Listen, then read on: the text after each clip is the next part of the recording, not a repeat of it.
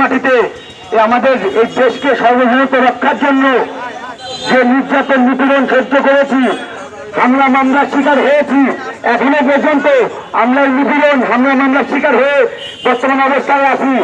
আপনারা জানেন এই বাংলাদেশের মাটিতে সাধারণ মানুষের যে ভোটাধিকার এর আদায়ের জন্য আমরা কিন্তু রাজপথে আন্দোলন সংগ্রাম করে আসছি। বন্ধুগণ আমার, আপনারা জানেন আমাদের বাংলাদেশ স্বাধীন একটা রাষ্ট্র, যেখানে হাজার হাজার মায়ের বুক খালি হয়ে স্বাধীনতা অর্জন করেছি। তার বিনিময়ে আমাদের জীবন দিয়ে তবুও আমাদের বাংলাদেশের মাটিকে আসিয়েছি, কোনো ক্ষুণ্ণ হতে দিব না। আমাদের সহযোদ্ধা ভাই বাংলাদেশ জাতীয়তাবাদী ছাত্র দলের প্রকাশনা সম্পাদক ঢাকা বিশ্ববিদ্যালয়ের রহমান হলের সাবেক ছাত্র নেতা কতিপয় ছুরির আঘাতে কালকে তার দুনিয়া মা ত্যাগ করে চলে যেতে হয়েছে।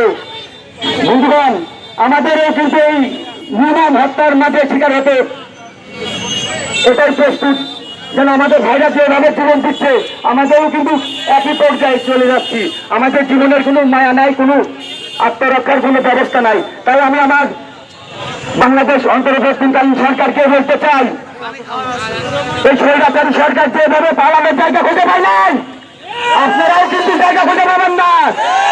তাই বাংলাদেশের মানুষজনকে যেভাবে আইন শৃঙ্খলার প্রোটেক্ট দেওয়ার দরকার, আপনারা সেভাবে নিরাপত্তা প্রদান করবেন। আর যদি এই নিরাপত্তা প্রদান করতে পারতেন, আপনারা পদত্যাগ করেন, পদত্যাগ করে সুষ্ঠু একটা নির্বাচন দেন। এই নির্বাচনের মাধ্যমে একটা সরকার গঠন করা হোক, সেই সরকারের মাধ্যমে আইন নিরাপত্তা প্রদান করা হবে। জেলা ছাত্র দল সহ কুষ্টিয়া জেলার বিভিন্ন ইউনিটের ছাত্র নেতা সবাইকে আমার প্রান্তীয় সংগঠন বাংলাদেশ জাতীয়তাবাদী ছাত্র দল কুষ্টিয়া পলিটেকনিক শাখার পক্ষ থেকে জানাই সালাম, আসসালামু আলাইকুম। সংগ্রামী বন্ধুগণ, আমরা আজকে এখানে একত্রিত হয়েছি আমাদের একটি ভাইয়ের রক্ত আগামীকাল রাতে একদল সন্ত্রাসী নিয়েছেন। এই রক্ত আমরা 17 বছর দিয়ে আসছি। আমরা এই রক্তের প্রতিবাদে যেমন শেখ হাসিনাকে পতন ঘটিয়েছি, এই রক্তের প্রতিবাদে এই রক্তের বিচার যদি কেউ না করে, এই রক্তের বিচার করতে যদি কেউ বাধ্য হয়, আমরা তার পতন করতে বাধ্য হবে। আমরা আরো বলতে চাই, এই সাম্যের বিচার যদি 1 সপ্তাহের মধ্যে না হয়, আমরা এই সাম্যের আন্দোলন, এই সরকার পতনের আন্দোলন নিয়ে যাবো ইনশাল্লাহ, এই আশা ব্যক্ত করে আমাদের আন্দোলনকে নেতৃত্ব দিয়েছেন আমাদের দেশনায়ক তারেক রহমান। আমাদের এই ত্যাগকে তারা অস্বীকার করে।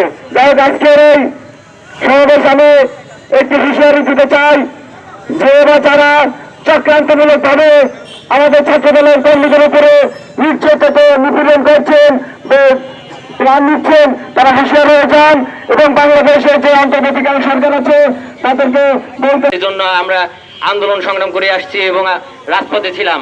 এই আন্দোলনের যদি আমাদের এই সরকার বর্তমান সরকার যদি কোনো বিচার না করে এই শাম্য ভাইয়ের হত্যাকাণ্ডের, আমরা কঠোর আন্দোলনের ডাক দিব সামনের দিনে। আমার ভাইয়ের রক্ত দীর্ঘ 17 বছর ধরে ছাত্রদল রাজপথে রক্ত দিয়ে যাচ্ছে। দীর্ঘ 17 বছর যাবৎ আমরা বাড়িতে ঘুমাইতে পারি নাই, কখনো সবসময় সারা জীবন রাজপথে দিন কাটিয়েছি। দরকার পড়ে আমাদের প্রয়োজন হয়, আমাদের যদি আবার একটা কঠোর আন্দোলনের ডাক দিতে হয়, ছাত্রদল আবার রাজপথে থাকবে সব সময়। বিচার আদায় করে এই রাজপথ থেকে দরকার হয় আমরা উঠবো ইনশাল্লাহ। এই বলে আমার সংক্ষিপ্ত